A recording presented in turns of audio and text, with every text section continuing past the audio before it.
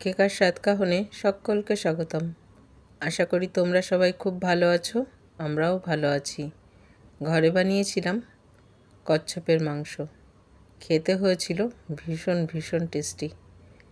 তাহলে আসো দেখে নিই কীভাবে করলাম কচ্ছপের মাংস, সঙ্গে থাকো। আজ ঘরে করছি কচ্ছপের মাংস।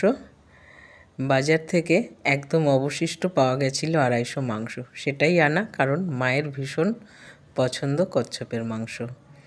সেটাকে ধুয়ে পরিষ্কার করে এখন রেখে দেব, আর একটা মশলা করে নেব। কড়াইতে দিয়ে দিলাম কটা শুকনো লঙ্কা, জিরে আর গরম মশলা। এটাকে খুব সুন্দর করে শুকনো খোলায় ভালো করে ভেজে নিতে হবে। বেশ সুন্দর একটা গন্ধ বেরোনো পর্যন্ত এটাকে ভাজবো। ঠান্ডা করে এটাকে খুব ভালো করে একটা পাউডার করে রেখে দেব। এখন কড়াইতে তেল গরম করে নিয়েছি, দিয়ে দিলাম শুকনো লঙ্কা ফোড়নে আর জিরে ফোড়ন। ফোড়ন থেকে বেশ সুন্দর একটা গন্ধ বেরিয়ে এলে তখন এখানে দিয়ে দেব পেঁয়াজ। পেঁয়াজটাকেও বেশ একটা লালচে রং ধরিয়ে ভেজে নিতে হবে। পেঁয়াজটার গায়ে লালচে রং ধরে গেলে তখন এর মধ্যে দিয়ে দেব কিছু বাটা মশলা। এর মধ্যে দিয়ে দিলাম আদা বাটা আর রসুন বাটা। এটাকে এখন খুব ভালো করে আবার একটুখানি পেঁয়াজের সঙ্গে ভেজে নিতে হবে, যাতে আদা রসুনের কাঁচা গন্ধটা চলে যায়। সেই পর্যন্ত এটাকে বেশ একটুখানি সুন্দর করে ভেজে নেব। দেখো বেশ সুন্দর করে কিন্তু ভাজা হয়ে গেছে, মশলা থেকে হালকা তেলও ছাড়তে শুরু করেছে। তখন এর মধ্যে দিয়ে দেব বাকি মশলা, যেমন লঙ্কা বাটা, হলুদ, স্বাদ অনুযায়ী নুন। এগুলো দিয়েও আবার খুব ভালো করে কষিয়ে নিতে হবে। মশলা যত সুন্দর করে কষানো হবে না, তত কিন্তু মাংসের স্বাদও বেশি সুন্দর হয়। এই জন্য মশলাটাকে খুব ভালো করে কষিয়ে নিতে হবে আগে। দেখো মশলা কিন্তু খুব ভালো করে কষানো হয়ে গেছে। এখন এখানে যে ভাজা মশলাটা করে রেখেছিলাম তার কিছুটা অংশ এখানে দিয়ে দিলাম, দিয়েও আবার একটু খুব ভালো করে ভেজে নিতে হবে। মশলা কিন্তু একদম খুব ভালো করে কষানো হয়ে গেছে। এখন এর মধ্যে ধুয়ে রেখেছিলাম মাংসটাকে দিয়ে দিলাম। যেহেতু কচ্ছপের মাংস খুবই সামান্য, তো মশলাও খুবই অল্প দিয়েই করতে হবে। মানে মাংসর পরিমাণ বুঝে মশলাটাকে তোমাকে ব্যবহার করতে হবে। যদি তোমার মাংস বেশি থাকে তাহলে তুমি মশলাটাও সেখানে বেশি ব্যবহার করবে। আমার যেহেতু 250 মাংস ছিল, সেই আন্দাজেই আমি এখানে মশলাটা ব্যবহার করেছি। আর এই যে দেখছো একটা আস্ত রসুন দিচ্ছি। আস্ত রসুন এর মধ্যে দিলে রসুনটা, মাংসের রসুন খেতে কিন্তু খুব ভালো লাগে। তোমরা যারা খাও তারা তো জানোই যে মাংসতে রসুন দিলে আস্ত সেটা কতটা টেস্টি হয়। আর যারা কখনো রসুন এইভাবে খাওনি, অবশ্যই এইভাবে যে কোনো মাংসের মধ্যে দিয়ে খেয়ে দেখবে, খুব ভালো লাগে খেতে।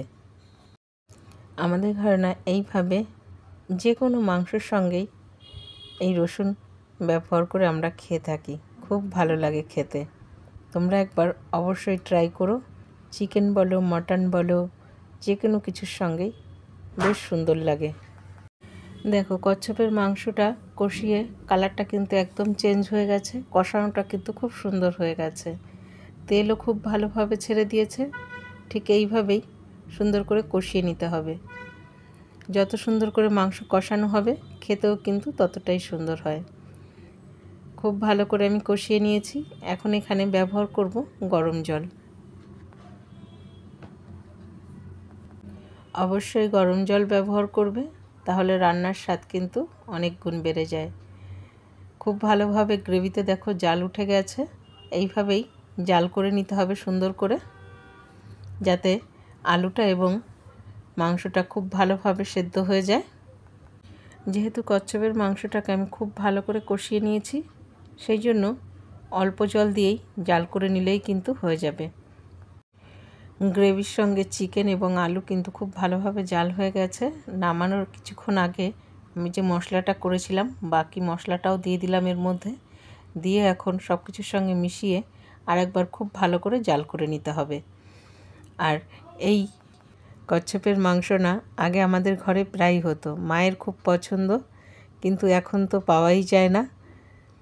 রান্নাটা কিন্তু একদম হয়ে গেছে, গ্যাস আমি বন্ধ করে দিয়েছি। কচ্ছপের মাংসটা আমি সার্ভ করেছিলাম গরম গরম ভাতের সঙ্গে। জাস্ট কালারটা দেখো কচ্ছপের মাংসর, কত সুন্দর কালারটা হয়েছে। যেমন দেখতে সুন্দর হয়েছে না, এটা খেতেও ততটাই সুন্দর হয়েছিল। গরম ভাতের সঙ্গে এই কচ্ছপের মাংস লেগেছিল অসাধারণ খেতে, খুব সুন্দর হয়েছিল খেতে। আর এই রসুন খেতে এত ভালো লাগে, একবার যে খাবে এই মাংসর ভেতরের এই রসুন সেদ্ধ, তার বারবার খেতে ইচ্ছা করবে, এতটা ভালো লাগে। তোমরা অবশ্যই একবার এইভাবে রসুন খেয়ে দেখবে, সত্যি বলছি বারবার মন চাইবে খেতে। ঘরে আমি আর মা ভীষণ তৃপ্তি করে খেয়েছি।